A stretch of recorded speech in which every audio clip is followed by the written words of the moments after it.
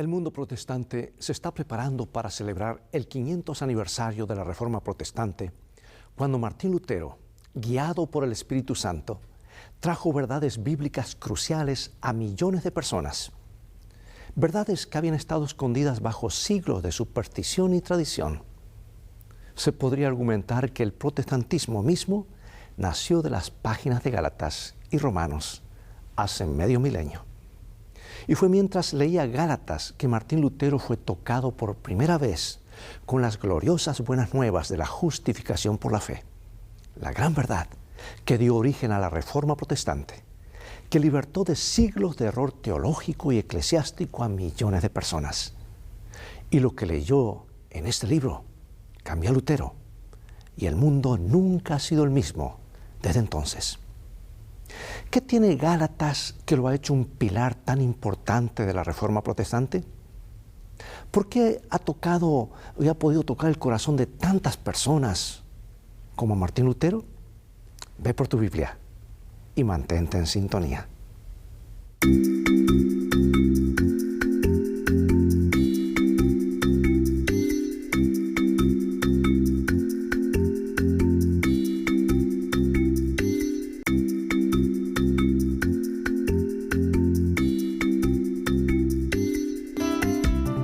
Lecciones de Vida, un estudio semanal de las lecciones de la Escuela Sabática.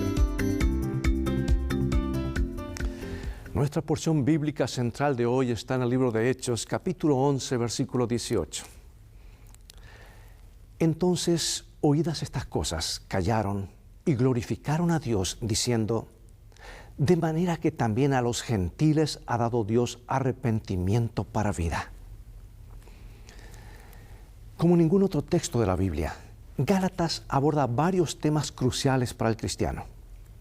Es en Gálatas que Pablo aborda temas como la libertad, el papel de la ley en la salvación, nuestra condición en Cristo y la naturaleza de la vida guiada por el Espíritu, así como la pregunta milenaria: ¿cómo pueden los seres humanos pecadores ser justificados ante un Dios santo y justo? Fue esta pregunta, quizás más que ninguna otra, la que impulsó a Martín Lutero en la senda que inició, de la cual nunca se apartó. Por supuesto, otros libros como Romanos abordan algunas de estas mismas preguntas, pero Gálatas es diferente. No solamente es más sucinto, sino que sus profundos temas están escritos en un tono poderosamente personal y apasionadamente pastoral, que no puede menos que tocar los corazones abiertos al Espíritu de Dios aún hoy. Y aunque la carta de Pablo nos habla a cada uno personalmente, nuestra comprensión puede fortalecerse si somos conscientes de la situación histórica original en la que escribió Pablo bajo la dirección del Espíritu Santo. ¿Sabes que muchos eruditos creen que Gálatas puede haber sido la primera carta de Pablo? Escrita quizás ya por el año 49 después de Cristo, después del famoso Concilio de Jerusalén. Y este libro podía ser el documento cristiano más antiguo que se conozca. Hechos y Gálatas dejan en claro que la iglesia primitiva se encontraba en feroz batalla sobre la naturaleza de la salvación, especialmente en el caso de los gentiles.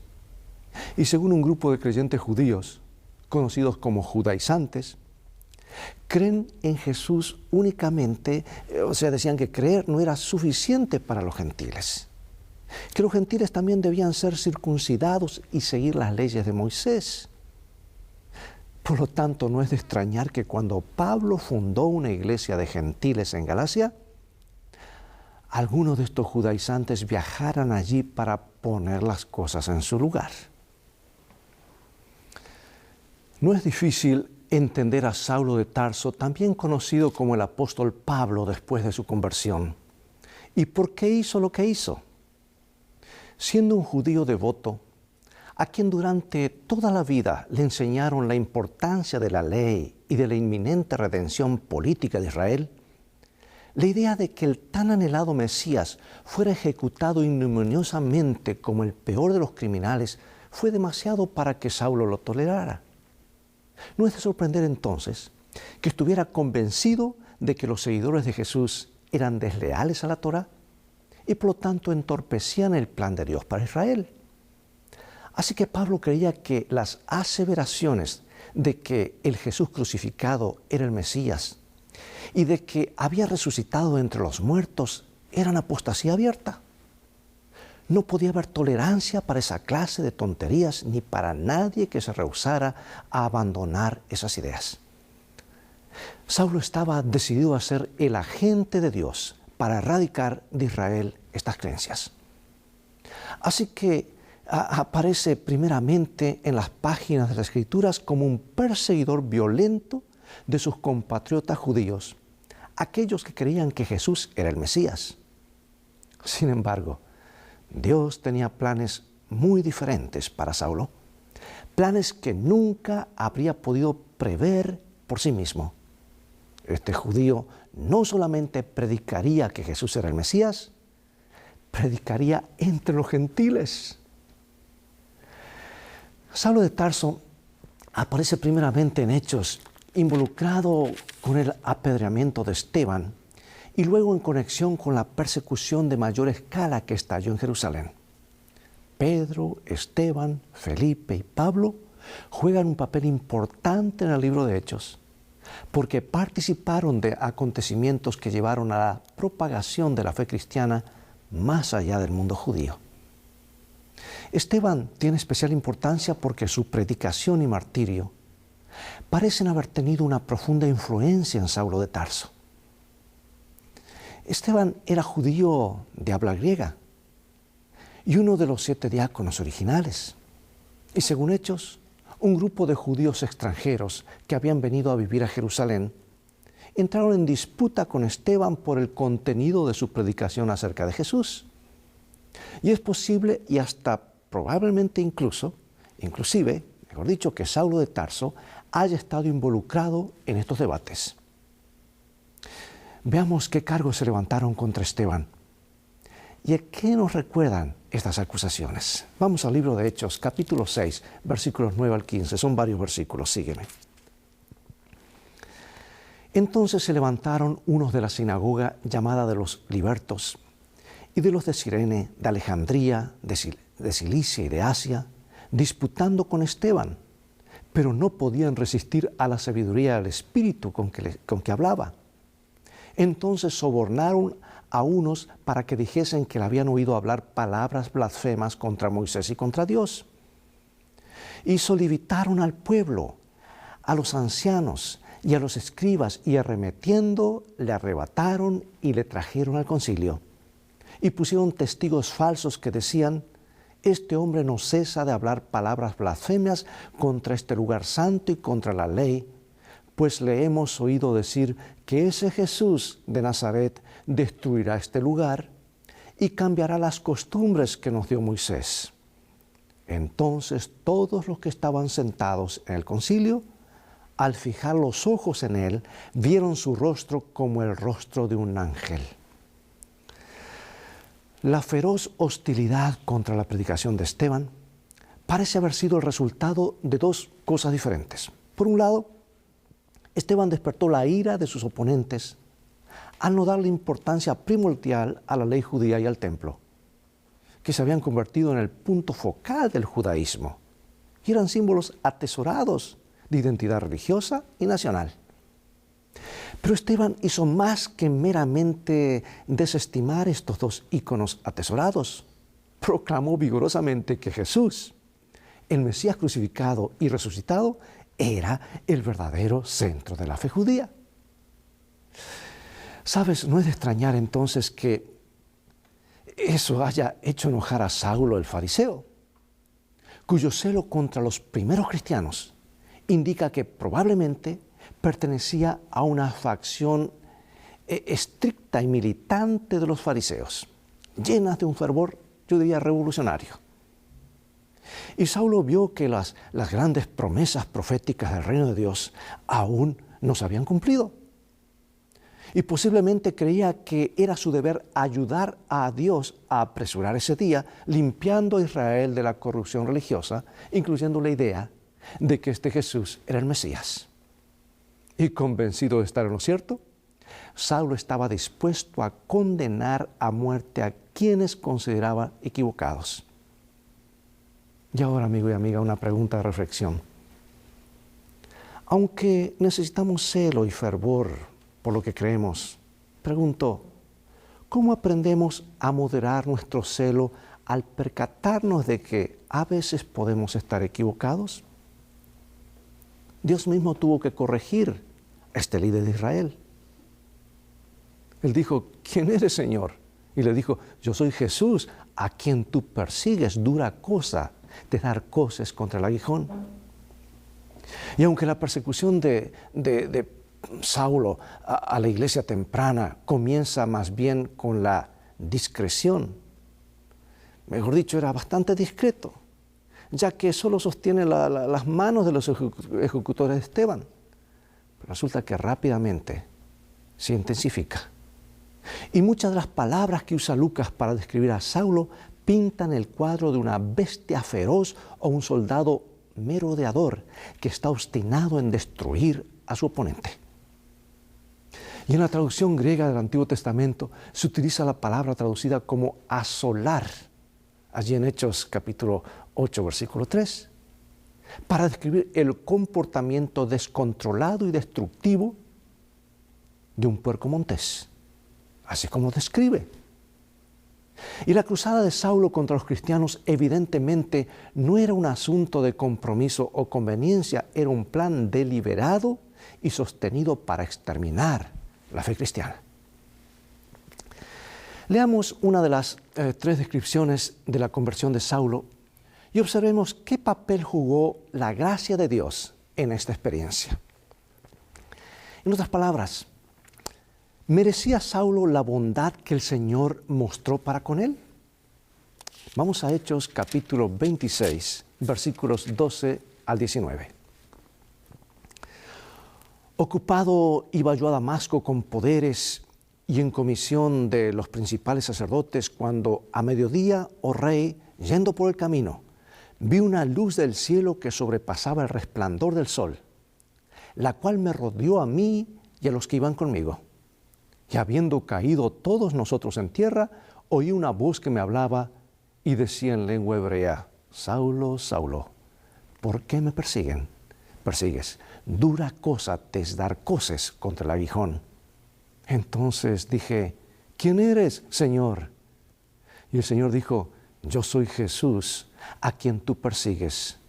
Pero levántate y ponte sobre tus pies, porque para esto he aparecido a ti, para ponerte por ministro y testigo de las cosas que has visto, y de aquellas en que me apareceré a ti, librándote de tu pueblo y de los gentiles, a quien ahora te envío, para que abras sus ojos, para que se conviertan de las tinieblas a la luz y de la potestad de Satanás a Dios, para que reciban, por la fe que es en mí, perdón de pecados y herencia entre los santificados.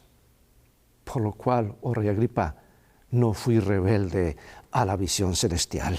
Oh, hermosas palabras. Hermosas palabras. Dice, no fui rebelde a la visión celestial. ¿Sabes que la conversión de Saulo, desde una perspectiva humana, debe haber parecido prácticamente imposible? De ahí el escepticismo que muchos expresaron al enterarse de su cambio. Pues lo único que merecía Saulo era ser castigado, pero en vez de eso, Dios extendió su gracia a este judío ferviente. Sin embargo, es importante notar que la conversión de Saulo no sucedió en un vacío, ni tampoco fue forzada, porque Saulo no era ateo, era religioso. Aunque muy equivocado en su comprensión de Dios, era muy religioso. Y las palabras de Jesús a Saulo, dura cosa te es dar coces contra el aguijón, indican que el Espíritu había estado convenciendo a Saulo. En el mundo antiguo, un aguijón era un palo puntiagudo o picana que se usaba para espolear a los bueyes cuando se resistían a arar. Y Saulo había resistido los espoleos de Dios por un tiempo, pero finalmente en camino a Damasco, mediante un encuentro milagroso con el Jesús resucitado, Saulo decidió no luchar más. Pregunto, amigo y amiga, ¿qué en cuanto a ti y a mí? Piensa en tu propia experiencia de conversión. Quizá no haya sido tan dramática como la de Pablo, o tal vez sí, pero ¿hay alguna similitud en la manera en que recibiste la gracia de Dios?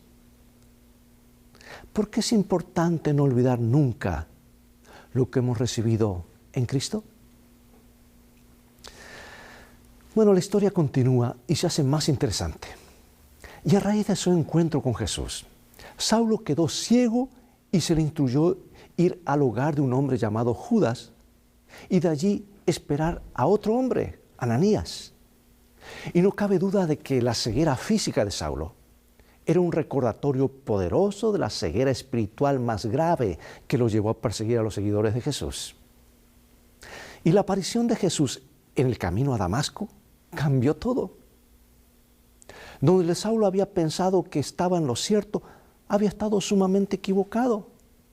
En vez de trabajar para Dios, había estado obrando en contra de Dios. Y Saulo entró a Damasco como un hombre diferente al fariseo orgulloso y celoso que había salido de Jerusalén.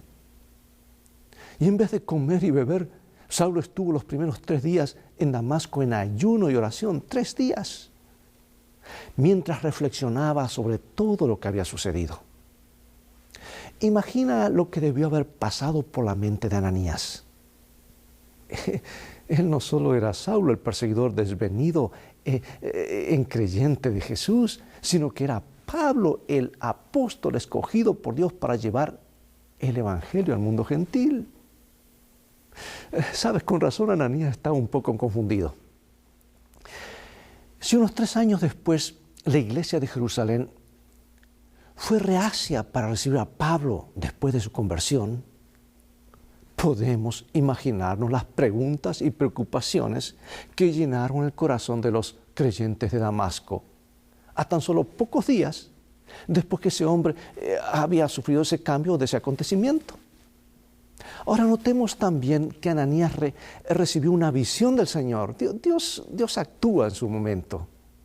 Y Dios actúa informándole de las nuevas sorprendentes e inesperadas sobre Saulo de Tarso. Cualquier otra cosa menor que una visión posiblemente no lo habría convencido de que lo que oía acerca de Saulo era verdad, que el enemigo de los creyentes judíos se había convertido ahora en uno de ellos. Saulo se había ido de Jerusalén con la autoridad y la comisión de los principales sacerdotes para erradicar la fe cristiana. Sin embargo, Dios tenía una comisión muy diferente para Saulo, que descansaba sobre una autoridad muchísimo mayor. Saulo debía llevar el evangelio al mundo gentil, una idea que debió haber sido aún más sorprendente para Ananías y los otros creyentes judíos que la misma conversión de Saulo, los gentiles. Allí donde Saulo había intentado detener el esparcimiento de la fe cristiana, resulta que ahora Dios lo utilizó para esparcirla mucho más allá de lo que habrían imaginado alguna vez los creyentes judíos. Amigos y amigas, hay varios textos en las Escrituras que hablan de cuán cuidadosos debemos ser en la forma que vemos y evaluamos la experiencia espiritual de otras personas. Leeré uno de ellos. Primera de Samuel capítulo 16, versículo 7. Jehová no mira lo que mira el hombre, pues el hombre mira lo que está delante de sus ojos, pero Jehová mira el corazón. Bueno, la persecución que estalló en Jerusalén después de la muerte de Esteban causó que una cantidad de creyentes judíos huyeran 300 kilómetros al norte, a Antioquía. Como capital de la provincia romana de Siria, Antioquía era la tercera ciudad en importancia después de Roma y Alejandría. Su población, que se estima en ese momento de 500,000, era extremadamente cosmopolita, lo que la hacía una ubicación ideal, no solamente para la iglesia gentil, sino también como base inicial para la misión mundial de la iglesia primitiva. Veamos ahora qué ocurrió en Antioquía y qué clase de cuadro se nos presenta de la iglesia allí. Vamos a Hechos, capítulo 11, versículos 20 al 26, y nos dice lo siguiente. Había entre ellos unos varones de Chipre y de Cirene, los cuales cuando entraron en Antioquía hablaron también a los griegos, anunciando el evangelio del Señor Jesús. Y la mano del Señor estaba con ellos, y gran número creyó y se convirtió al Señor. Llegó la noticia de estas cosas a oído de la iglesia que estaban en Jerusalén, y enviaron a Bernabé que fuese hasta Antioquía. Y cuando llegó y vio la gracia de Dios, se regocijó y exhortó a todos a que con propósito de corazón permaneciesen fieles al Señor. Porque era varón bueno y lleno del Espíritu Santo y de fe, y una gran multitud fue agregada al Señor. Después fue Bernabé a Tarso para buscar a Saulo, y hallándole, le trajo a Antioquía.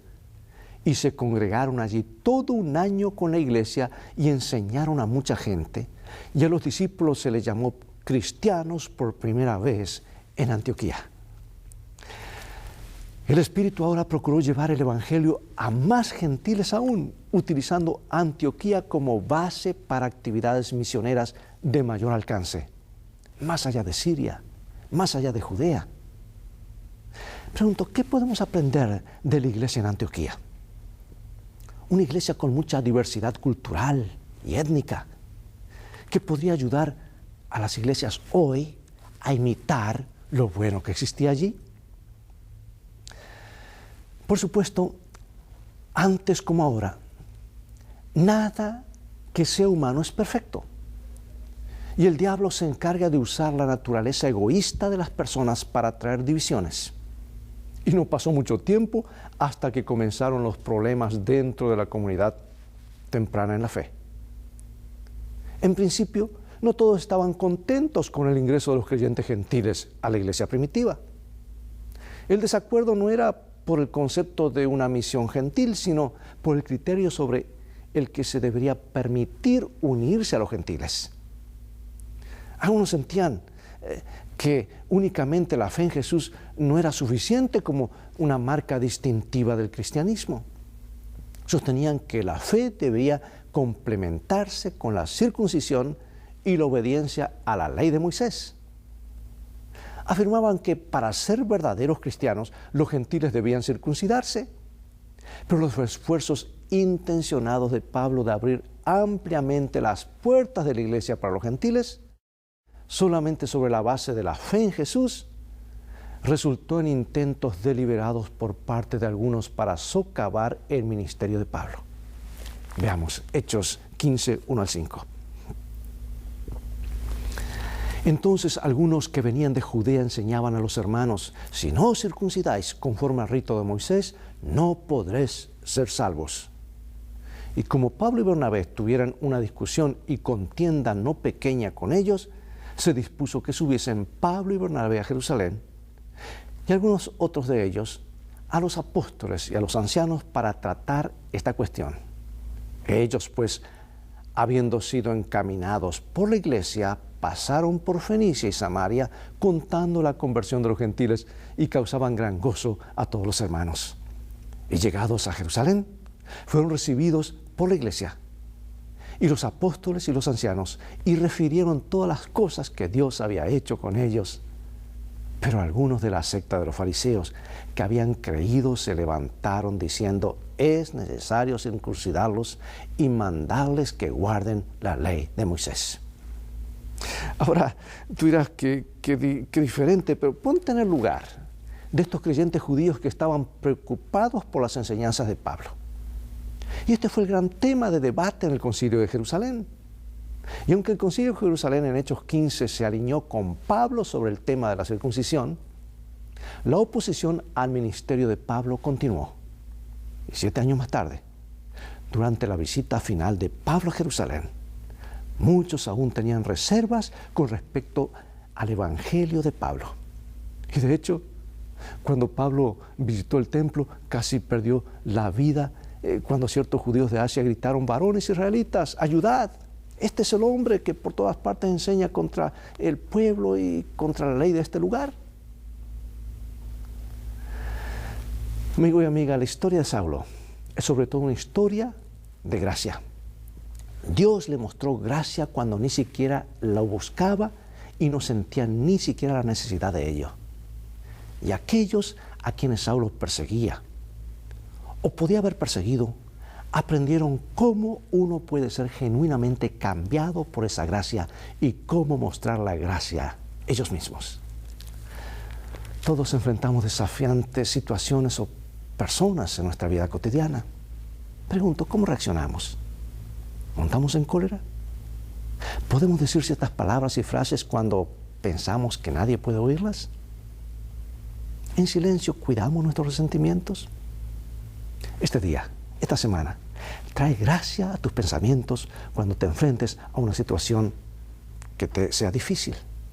Míralo como una oportunidad de aprendizaje y una oportunidad para practicar mostrando gracia.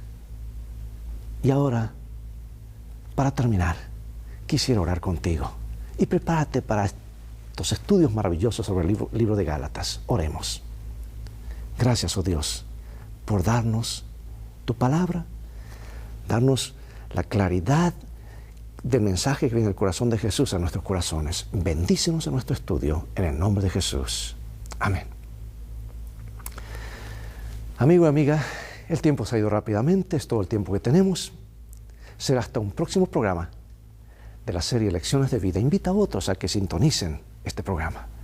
Dios te bendiga y te guarde, y recuerda, tú vales mucho para Jesús. Él te ama más de lo que puedes imaginar.